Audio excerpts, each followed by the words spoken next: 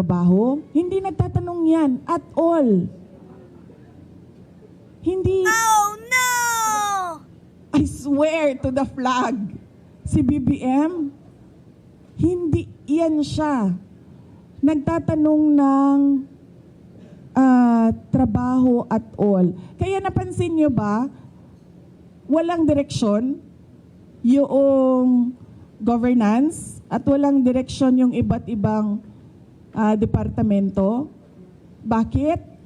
Kasi he doesn't he doesn't command.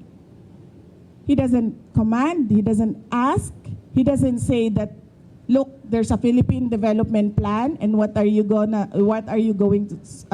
supposed to do about this? Akala nyo ba yung ginawa ko sa DepEd, galing yun kay Bibi? Hindi, akin yun. Lahat. Kasi he did not give any orders at all. So pag upo ko doon, sabi ko sa mga kasamahan ko, sa mga USEC at ASEC, I think this is our show. Kasi walang participation at all ang Pangulo. So gagawin na lang natin kung ano yung karapat dapat na gawin para sa edukasyon dito sa ating bayan. So we created the Matatag Agenda.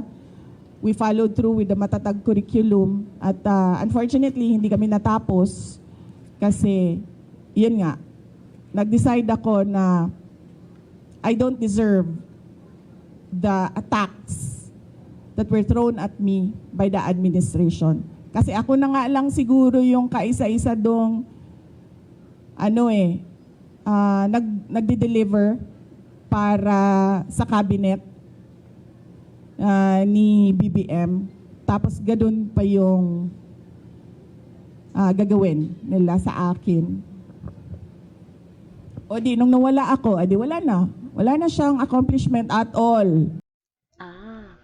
Kaya pala lagi siyang lutang pag tinatanong siya.